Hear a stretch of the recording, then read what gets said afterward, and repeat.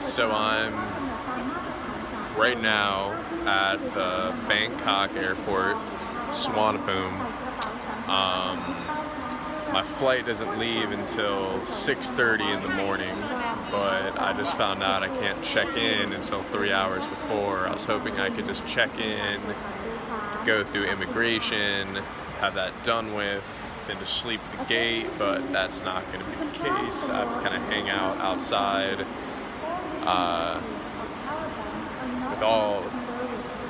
with a bunch of people.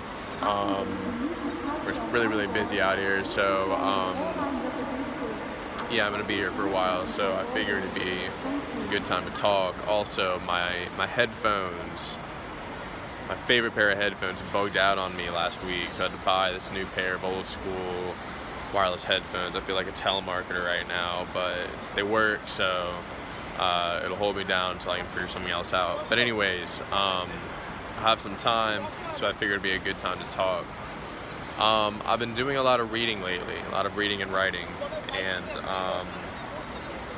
there are a lot of people around, so if you have trouble hearing me, my apologies. I'll keep it short due to the circumstances, but I think what I want to get into today was a concept that I've learned from a lot of reading that I've been doing, and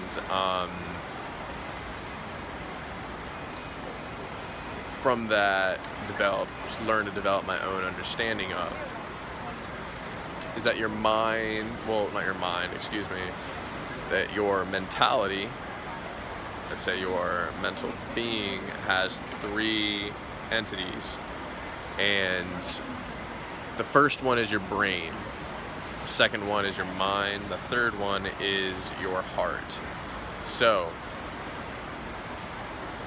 I'm actually going to switch the order because I want to talk about them in a different order. So I'm going to say first is your brain, the second is your heart, the third is your mind. So, first is your brain. Think of your brain as a database computer that just produces all kinds of information that comes and goes. You can't control what goes in, you can't control what comes out, and it does it at a rapid pace. And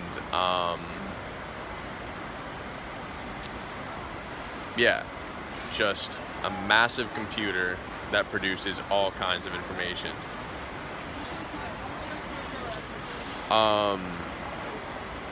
Next is your heart. Your heart is actually, and I think I mentioned this in one of my previous videos, is a hormonal gland, and it produces hormones that reduce stress responses. So I think everyone hears voices. Everyone has a conscience per se. Everyone hears voices, people, a voice in your head saying, do this, do that. The voice that's coming from your heart, and I think that everyone can probably identify that. If not, then that's okay. That's something that, I'm more than willing to read more about and get into later. But the voice coming from your heart is your true, authentic self. Your real self. So your heart is real. And then there is your mind. So think of your mind, visualize it as you sitting in a chair. And you're looking at this massive computer. All the information that's being thrown at you, and then disappears. It appears and disappears. Or you can think about it this way, visualize it as you sitting watching a train go by. And this train is all kinds of informations, all positive thoughts, all negative thoughts, all assumptions, all judgments, all worries, all fears, feelings of love, feelings of compassion, feelings of guilt, feelings of jealousy. The computer is producing all of these, flashing them in front of you, based around everything in your life. And it could be the same with the train, that each cart represents some other aspect of thought. So your mind is where it gets tricky, because your mind is responsible for choosing which thoughts it latches on to. And I think that this is when it's important to say that you are not your brain. And this is what I've taken from my reading. You are not your brain. That your brain is just producing all this information that could be relevant, or it could also be shit. And your mind is right in between a rock and a hard place, between your brain and your heart, your real and authentic self. So it's understandable that when your brain is throwing negative information at you, that your mind may not know what to believe.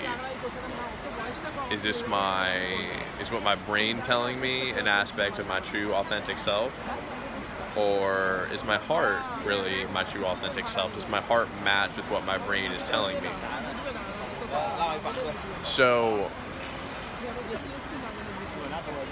I think that, and I've said this before, that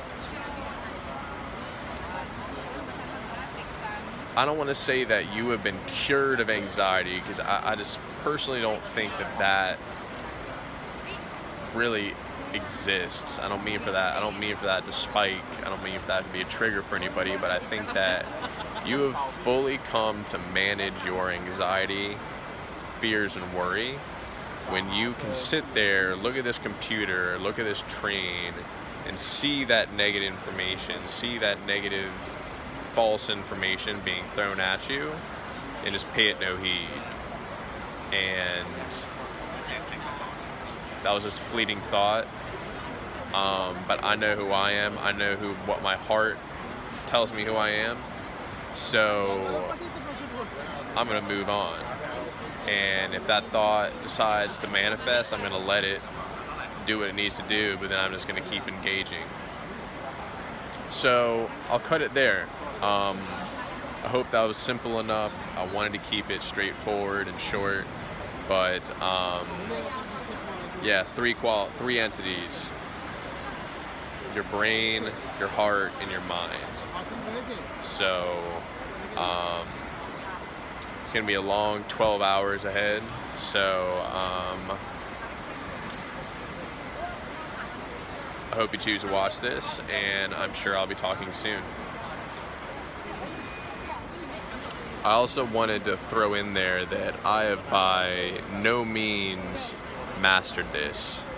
Trust me, I have been that person sitting in a chair, and I only latch on to the negative information that's thrown at me, and then believe for long periods of time that is a representation of who I am. So